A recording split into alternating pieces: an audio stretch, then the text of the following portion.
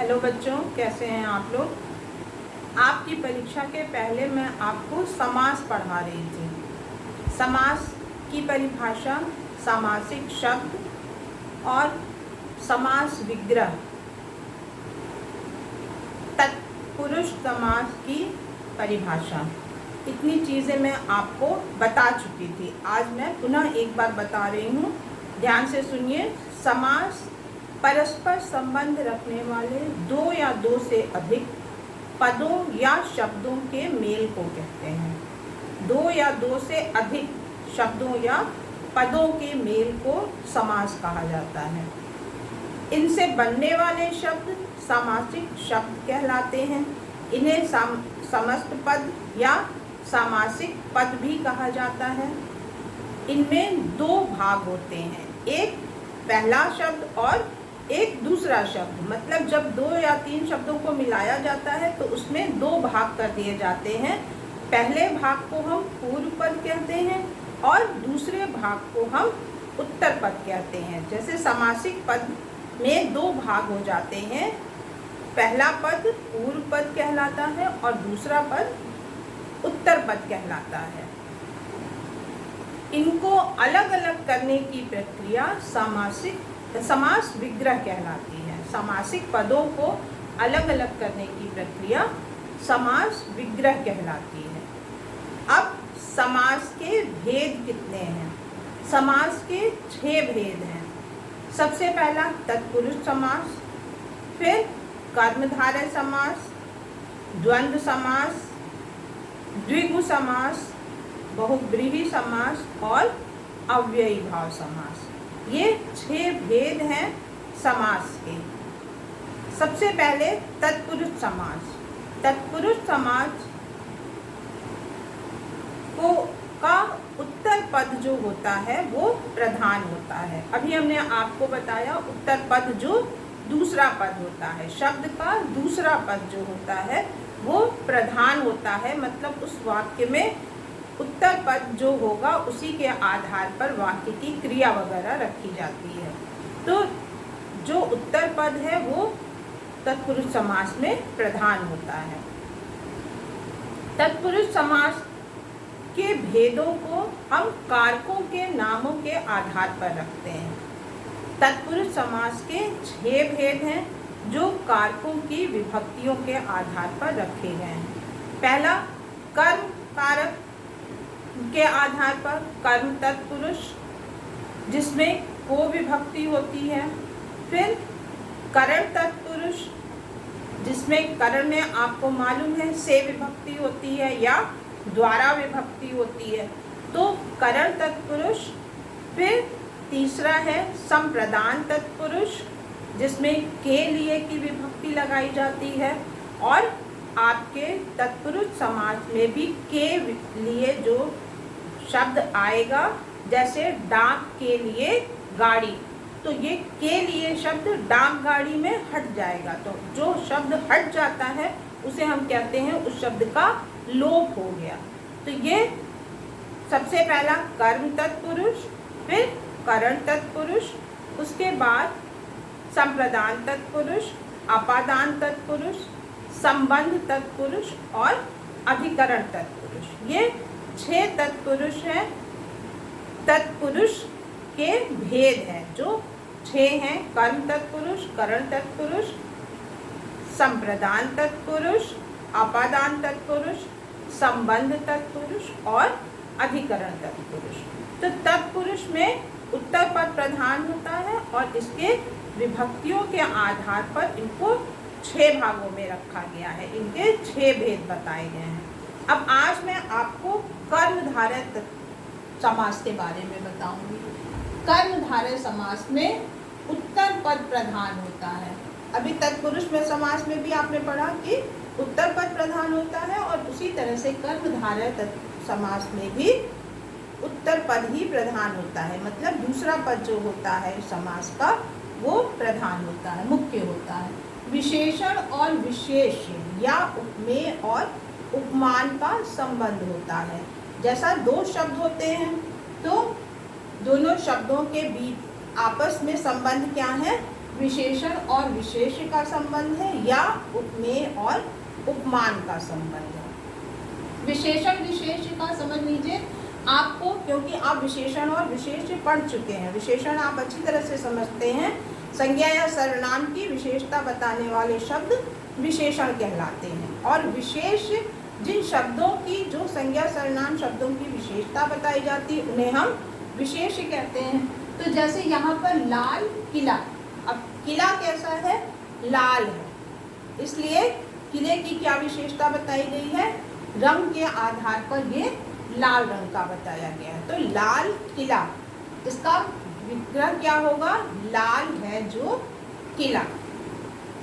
ये विशेषण और विशेष्य का संबंध यहाँ पर बताया गया है। लाल किला, जिसमें किले की विशेषता बताई गई है कि वो लाल रंग का है। तो ये कर्मधारय समास में संबंध में विशेषण विशेष्य का संबंध होता है या उपमेय और उपमान का संबंध होता है। अब उपमेय और उपमान का संबंध जो दूसरे उदाहरण में आप देख रहे हैं, चरण कमल, कमल के समान चरण। जो लेखक है या जो कवि है उसने चरणों को नहीं देखा है, जिनको वो अप्रस्तुत है, जो सामने नहीं है। कमल हमारे सामने है, कमल हमने देखा है, कमल का पुष्प हमने देखा है और हम उसके अनुसार ही चरणों की कल्पना करते हैं। तो ये उपमेय और उपमान जो हैं, ये यही चीज़ है। जब हम किसी चीज़ की तुलना करते हैं, किसी चीज़ के समान बताते हैं, किसी अप्रस्तुत समान को, किसी अप्रस्तुत चीज़ को जब हम उसके समान बताते हैं, तो उपमेय जो हमारा प्रस्तुत है, जो हमारे सामने है, उपमेय होता है। और उपमान का अर्थ होता है जो हमारे सामने नहीं है, जो उसकी हम कल्पना कर रहे हैं, जिसकी हम समानता बता रहे हैं। तो यहाँ पर चरण कमल, कमल के समान चरण, कोमल और सुंदर है। तो ये उपमेय और उपमान का संबंध हो गया। यहाँ पर शब्दों के बीच में उपमेय और उपमान का संबंध है। फिर पीतांबर, पीला अंबर, पीला वस्त्र, वस्त्र की विशेषता बताई गई है कि वो पीला है, पीले रंग का वस्त्र है। तो ये पीतांबर आपका विशेषण और विशेष्य का संबंध बता रहा है। फिर नील गगन में भी आपका विशेषण और विशेष्य ही है कि इसमें विशेषता बताई जा रही है गगन की। आसमान किस रंग का है? नीले रंग का है। तो कर्मधारय समास में उत्तर पद प्रधान होता है और शब्दों में विशेषण विशेष या उपमेय और उपमान का संबंध होता है। फिर दूसरा समास है द्विगु समास। द्विगु समास में पूर्व पद संख्यावाची होता है और समस्त पद से समूह का बोध होता है। पूर्व पद संख्यावाची, पूर्व पद मतलब पहला पद, जो शब्द है उसका पहला जो शब्द है उससे हमें संख्या का बोध होता है, उससे हमें पता चलती है संख्या, गिनती पता चलती है। और समस्त पद जो है वो समूह का बोध कराता है। समस्त पद मतलब ये पंचवटी, त्रिभुज, चौराहा और त्रिवेणी, ये शब्द जो समस्त पद बन गए हैं, ये हमें समूह का बोध कराते हैं, किसी चीज़ के ग्रुप में रहने का बोध कराते हैं। तो जैसे पंचवटी, 5 वटों का समूह, 5 वृक्षों का समूह जो है वो क्या कहलाता है? पंचवटी। ऐसा स्थान जहाँ पर 5 वृक्ष एक साथ लगे हों उसे हम पंचवटी कहते हैं। तो ये जो समस्त पद है ये हमें समूह का बोध कराता है। और इसका जो द्विगु समास है, इसका पहला पद हमें संख्या का बोध कराता है। जैसा आप देख रहे हैं, पंचवटी है, त्रिभुज है, चौराहा है, त्रिवेणी है। तो ये शब्द हमारे अपने द्विगु समास के अंतर्गत आएंगे। त्रिभुज का समास विग्रह है 3 भुजाओं का समूह। फिर चौराहा 4 राहों का समूह। और त्रिवेणी का समास विग्रह है 3 वेणियों का समूह। तो द्विगु समास में पूर्व पद संख्यावाची होता है और समस्त पद से हमें समूह का बोध होता है। स्पष्ट हो गया? अब तीसरा समास है बहुव्रीहि समास। बहुव्रीहि समास, ब नहीं होता है, वा होता है यहाँ पर। बहुव्रीहि समास, इसमें समस्त पद का कोई भी पद प्रधान नहीं होता है। ये एक विशेष प्रकार का आपका समास है जिसमें समस्त पद का कोई भी पद प्रधान नहीं होता है, ना पूर्व पद प्रधान है ना उत्तर पद प्रधान है, इसमें अन्य पद प्रधान होता है। अन्य पद अर्थात जो इस शब्द का अर्थ होता है, इस समास विग्रह में जो अर्थ निकलता है वो इसका प्रधान होता है। बहुव्रीहि समास में अन्य पद प्रधान होता है और समस्त पद विशेषण का बोध कराता है। समस्त पद मतलब जैसे चक्रपाणि, श्वेतांबर, दशानन, ये शब्द जो हैं ये विशेषण का कार्य करते हैं, ये विशेषण का बोध कराते हैं कि ये शब्द हमारे विशेषण है, विशेषता है इनमें। अब जैसे चक्रपाणि, चक्र है पाणी में जिसके हाथ में चक्र है, ऐसा कौन है जिसे हम विष्णु के नाम से जानते हैं। तो ये विष्णु शब्द जो है ये क्या है, अन्य पद है। इस समास विग्रह में जो अर्थ निकल के आ रहा है वो विशेष है, यही प्रधान है इस समास में। श्वेतांबरा, श्वेत अंबर वाली है जो, अर्थात सरस्वती, सरस्वती देवी की कल्पना की गई है कि वो श्वेत वस्त्र धारण करती हैं, वो सफ़ेद कपड़ा पहनती हैं, इसलिए उन्हें श्वेतांबरा कहा जाता है। श्वेतांबर धारण करने वाली है जो श्वेतांबरा। अब ये सरस्वती। फिर दशानन, दश है आनन जिसके, अर्थात रावण।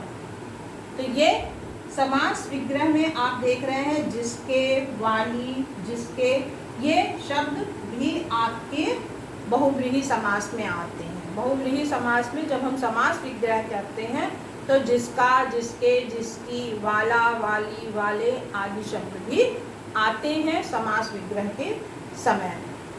तो ये बहुव्रीहि समास की विशेषता है कि इसमें समस्त पद का कोई भी पद प्रधान नहीं होता है, अन्य पद प्रधान होता है और समस्त पद विशेषण का बोध कराता है। फिर द्वंद्व समास, द्वंद्व समास जिसमें दोनों पद प्रधान होते हैं। द्वंद्व समास की विशेषता है कि इसके दोनों पद प्रधान होते हैं और जब हम क्या करते हैं, समस्त पद जब बनाते हैं, इन समास विग्रहों से जब हम समस्त पद बनाते हैं तो उसमें समुच्चय बोधक शब्द का लोप हो जाता है। जब हम अलग अलग करके लिखते हैं तो ये समास विग्रह कहलाते हैं। तो समास विग्रह में हम समुच्चय बोधक शब्दों का प्रयोग करते हैं जिसमें और, या, इस तरह के शब्द आते हैं और तथा, लेकिन जब हम उनको समस्त पद बनाते हैं तो हम उनके बीच से ये समुच्चय बोधक शब्दों का लोप हो जाता है, समुच्चय बोधक शब्द गायब हो जाते हैं। तो ये है माता, पिता से माता और पिता। फिर चाय, कॉफ़ी से चाय या कॉफ़ी। जब हम समास विग्रह करते हैं तो और या, तथा शब्द लगाते हैं, एवं लगाते हैं, लेकिन जब हम समस्त पद बनाते हैं तो इन समुच्चय बोधक शब्दों को हटा दिया जाता है बीच से। तो ये आपके 4 समास हैं। इसके बाद आपका अव्ययी भाव समास और समासों में अंतर, ये मैं आपको अगले कक्षा में बताऊंगी। तब तक के लिए धन्यवाद।